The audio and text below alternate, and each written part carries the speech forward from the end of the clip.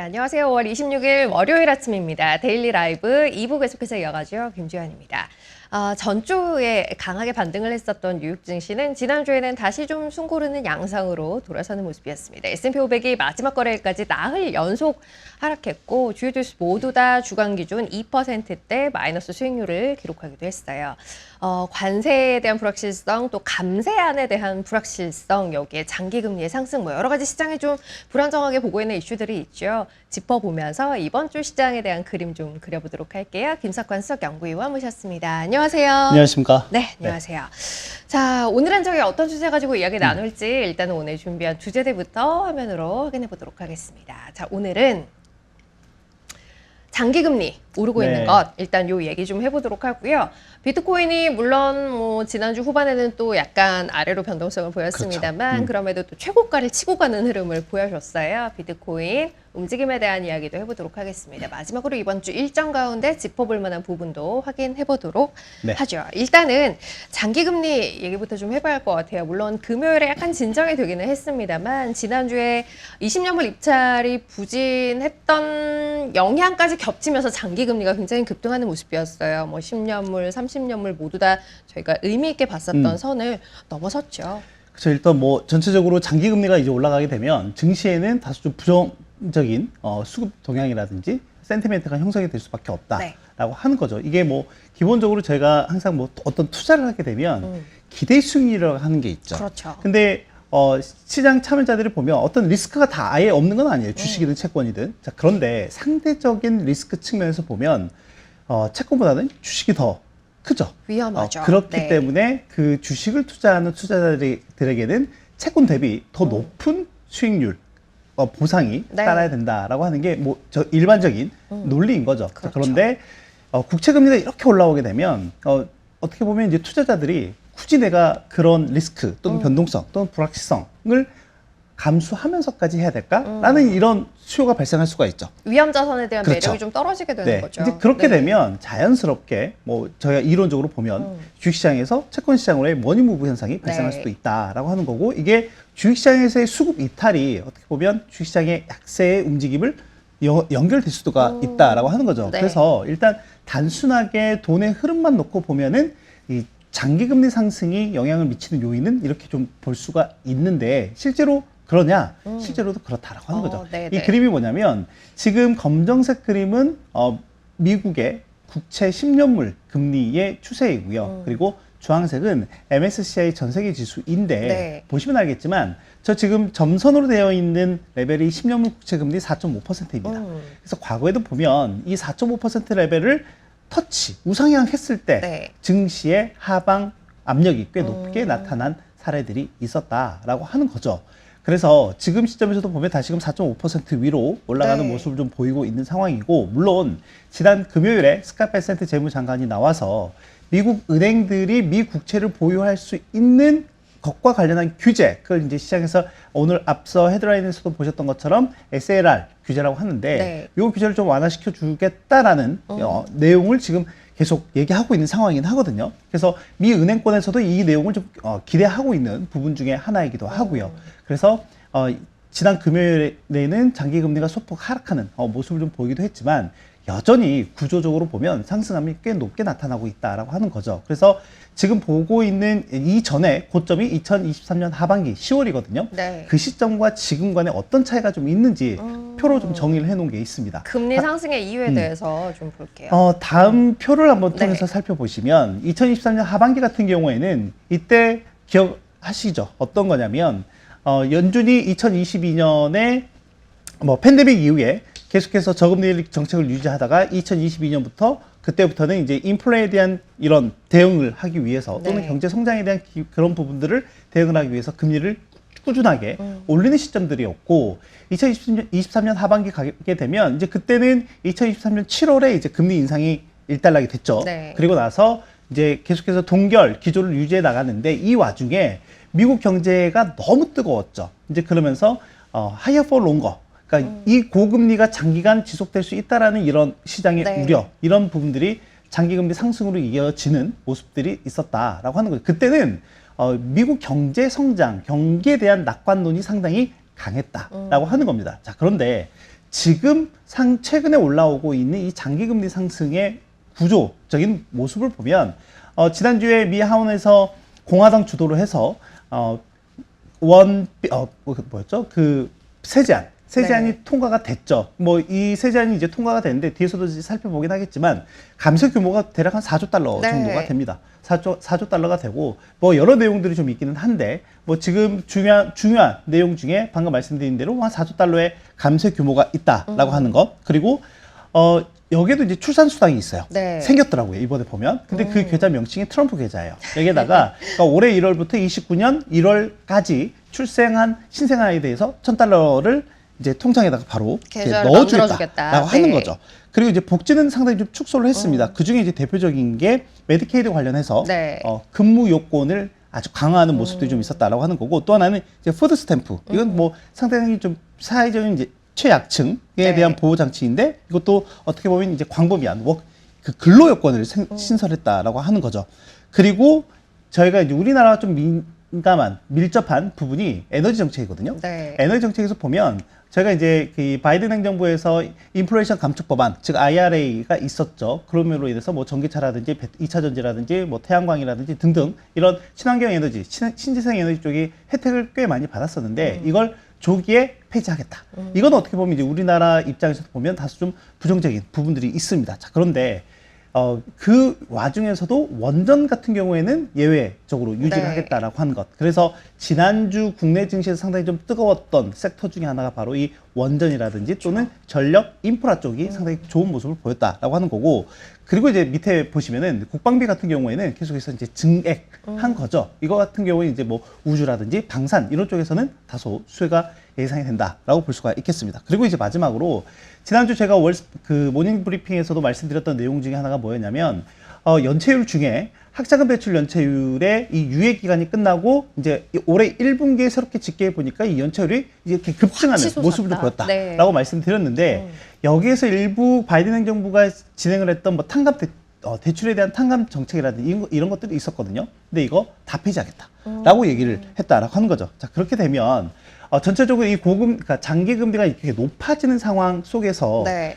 이런 부분들, 그러니까 최근에 올라가고 있는 이런 부분은 어떻게 보면 이러한 4조 달러 규모의 감세 안에 대한 시장의 우려가 다소 좀 녹아 들어가 있는 게 있다라고 하는 거고, 지난 2023년 하반기 같은 경우에는 미국 경제가 워낙 뜨겁다 보니까 경제 성장에 대한 낙관이 꽤 팽배해져 있었던 시점이라고 한다면, 지금 같은 경우에는 이 장기금리, 즉 장기금리 자체가 상당히 높은 수준에서 오랫동안 유지가 된다라고 하면 경제의 하방 위험이 좀 커질 수도 있다라는, 그러니까 즉 경제 하방 리스크가 좀 높아질 수도 있다라는 시장의 우려가 최근에 좀 녹아 들어가고 있다라고 볼 수가 있겠습니다. 경기가 장기 좋을 걸로 예상돼도 금리가 오를 수 있고, 또 재정에 대한 부담으로 경기가 좋지 않을 수 있을 만한 가능성 역시도 금리의 상승으로 이어질 수 있고, 지금의 상황은 후자 쪽에 가까워져 맞습니다. 있다라는 거예요. 이제 재정 부담이 커지다 보니 국채 발행이 늘어날 수밖에 없고, 그렇죠. 그에 대한 네. 수급적인 부담을 반영해서 국채 금리 오르고 국채 가격은 하락하게 되는 현상이 최근에 나타나고 있다라는 거고, 역사적으로 봤을 때는 10년물 금리가 4.5%를 넘어섰을 때 시장은 다소간의 부담을 좀 느꼈던 측면이 있었다라는 그렇죠. 네. 것까지 함께 짚어봤어요.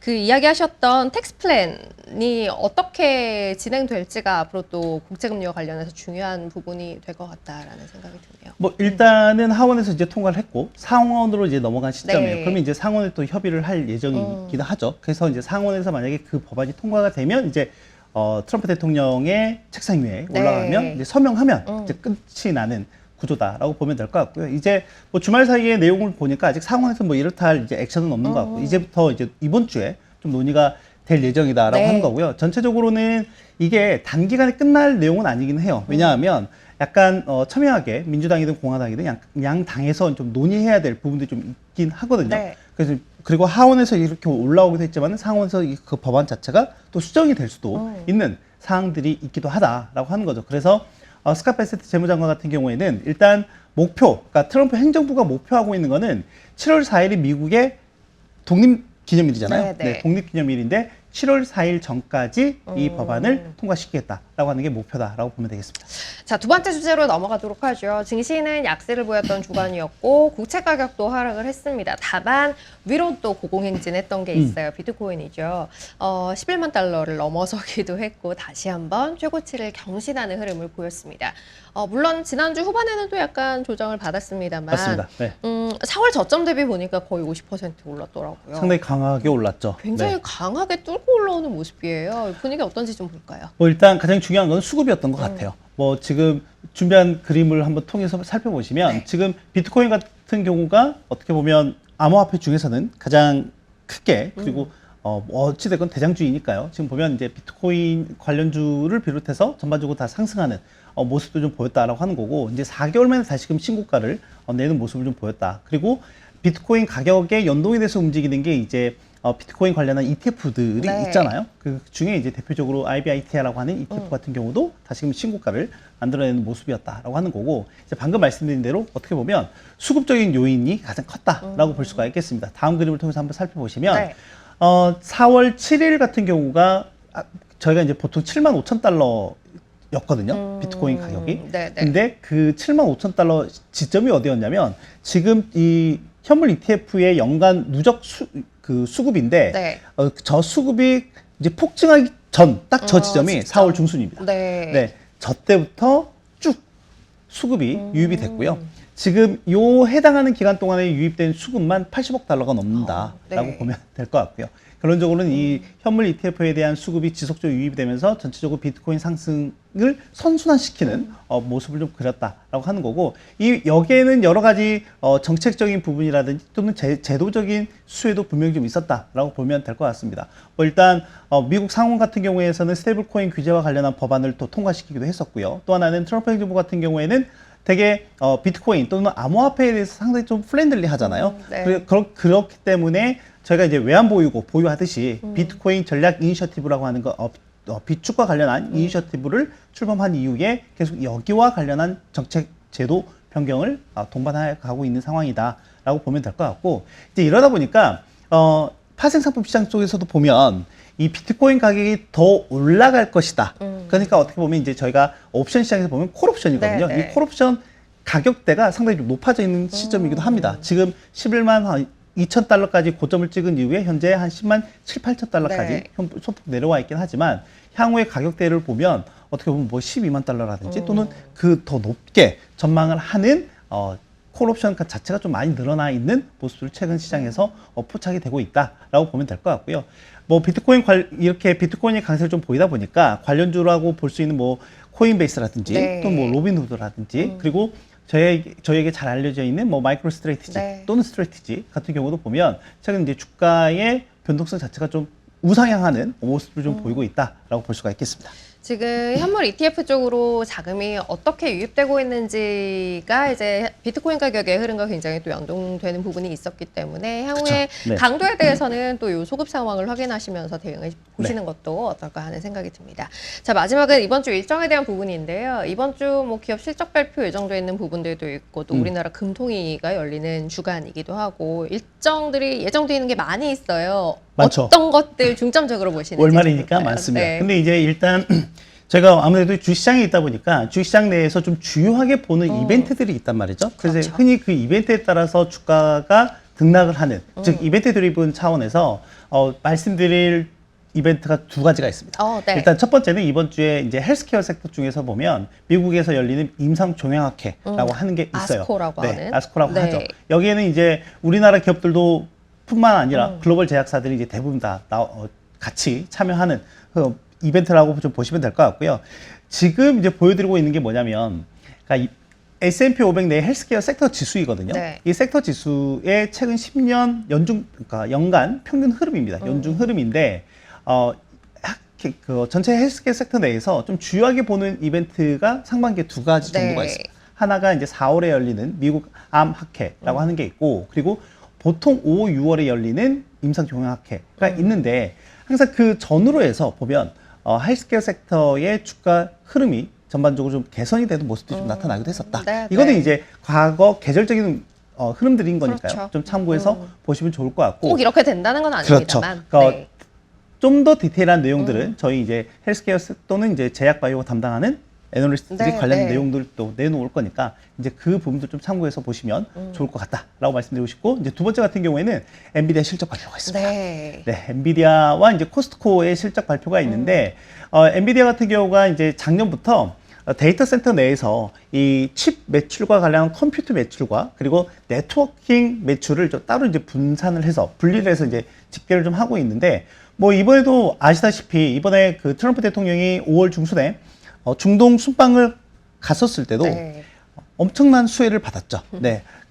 전반적인 뭐 투자라든지 또는 계약과 관련한 부분들에서 보면 엔비디아가 큰 수혜를 이제 받기도 했었는데, 지금 보면 전체적으로 이 칩 매출과 관련한 부분들이 우상향하는 이제 모습을 보일 걸로 전반적으로 시장이 좀 예상을 좀 하고 있는 상황이다라고 보면 될 것 같고, 근데 이제 지난해 하반기부터 보면 매 분기 실적 시즌에서 보면 일단 어떻게 보면 이 실적에 대한 시장의 기대치가 워낙 뭐 높아져 있기도 했었고, 이제 그러다 보니까 주가가 이전만큼 크게 움직이지 않는 이제 네. 모습도 좀 보이고 있는데, 좀 이번에는 어떻게 반영이 될지 좀 참고해서 봐야 될 필요가 있을 것 같다라고 보면 될 것 같고요. 또 하나는 이제 코스트코의 실적 발표가 네. 있는데, 최근에 이제 유통이나 소매업체들 같은 경우가 관세 등의 경제적 불확실성에 대해 상당히 좀 노출이 되어 있다 보니까 상당히 좀 향후 사업 전망에 대해서도 좀 어떻게 보면 소극적인 조심스러운. 액션들을 좀 많이 네. 취하고 있는 상황이기도 하거든요. 이제 그 중에 하나가 최근 3개월 동안의 매출 성장률이 작년 대비 얼마만큼 나타났느냐를 코스트코, 월마트, 다우 타겟이죠. 네. 이렇게 세 개의 업체를 이제 비교를 해봤는데, 지난주에 뭐 타겟 같은 경우에도 좀 썩 좋진 않았죠. 지금 보시면 아시겠지만 뭐 월마트나 타겟 같은 경우에는 매출 성장률이 조금씩 둔화되는 모습을 보인 반면에, 코스트코 같은 경우 그래도 나름 여기에 선방을 하면서 우상향하는 상대적으로. 모습을 좀 보였다라고 네. 하는 거죠. 그래서 약간 시장에서는 좀 기대를 하고 있는 부분들이 있다라고 보면 될 것 같고요. 그리고 이제 아까 말씀해 주신 대로 이번 주에 우리나라 이제 금융통화위원회 네. 금통위가 있을 예정이고, 일단 시장에서 또는 저희 하우스에서 좀 높게 보고 있는 전망은 이번에는 25bp 정도 금리 인하를 할 수도 네. 있지 않을까라는 기대를 하고 있습니다. 자, 지금 보시는 부분입니다. 일정 쭉 적어 놓았는데요. 오늘 월요일은 미국장 메모리얼 데이로 휴장합니다. 화요일은 미국에서 4월 내구재 주문이 공개될 예정이고요. 수요일에는 FMC 의사록도 공개가 돼요. 실적 이야기 드렸는데요. 화요일에는 핀도어도 실적 나오고요. 수요일에 말씀드렸던 엔비디아, 코스트코는 또 목요일에 실적 발표된다는 것도 함께 보시면 좋겠어요. 목요일에 우리나라 금통이 예정돼 있다는 것도 함께 이야기 드렸으니까요. 참고하시면 좋겠습니다. 자, 오늘은 여기서 마무리하도록 하죠. 김석환 수석연구위원 함께했습니다. 고맙습니다. 감사합니다. 네. 자, 오늘은 데일리 라이브 여기서 인사드리도록 하겠습니다. 저희는 다음 시간 다시 돌아올게요. 고맙습니다.